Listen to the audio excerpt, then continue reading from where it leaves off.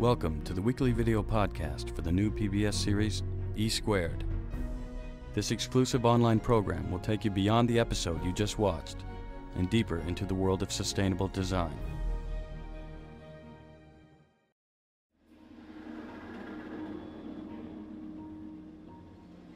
According to the United Nations, there will be about 2 billion more inhabitants in developing world cities over the next 30 or 40 years.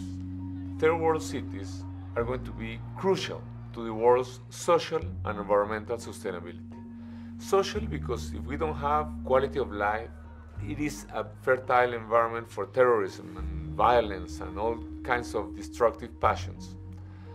And environmentally because clearly if we have these giant cities all over the world moving by big cars in big highways, the world is not going to be a very sustainable place.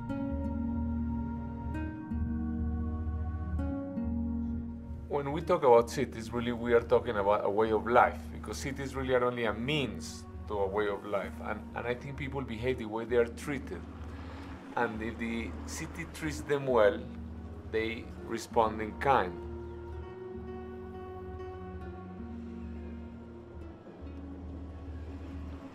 We are really trying to learn a different way of life. We are trying to create different values. We have as a society to find a different model, because if we are going to measure our success or failure simply in terms of production and consumption, we are not going to catch up with the richest countries for the next 200 years.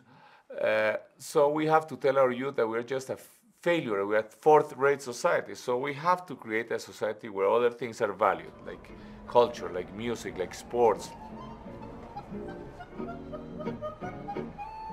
We want the hero of the neighborhood to be a guy who does sports and goes in a bicycle to the library, and not the one who has drug dealings and has a gold chain around his neck and a fancy motorcycle. I think if we create different values, we also combating corruption, because the root of corruption is some raw materialism.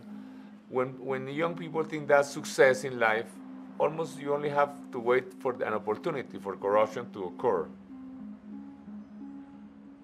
The issue of social status is very important in every aspect of life, but in transport is crucial. I mean, you see all cars are sold on the basis of status. I mean, you see why somebody buys a car that costs $200,000 and the other costs $10,000, because the $200,000 car gives you more status.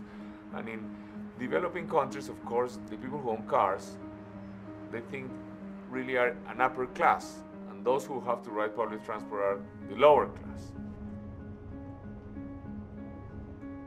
Even in the United States, when they try to put public transport, they have to take this into consideration. For example, in Portland, they wanted the yuppies to use the public transport, so they could not put buses, because buses are identified with the Colombians and Mexicans, Latinos, and with blacks and things. So they put trams.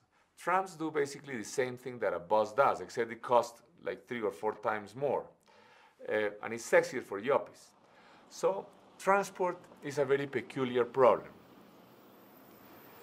because it's the only problem in developing country cities which does not get solved as countries get richer.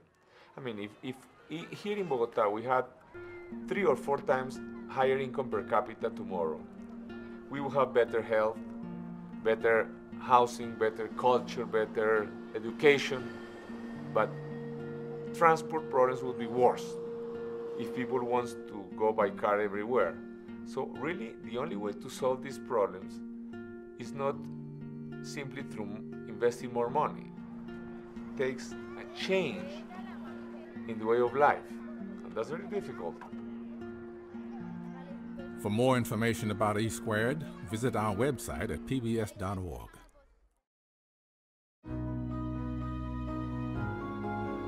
Thank you for watching. I'm Carl Bass. We're proud to sponsor this weekly podcast for E Squared Design.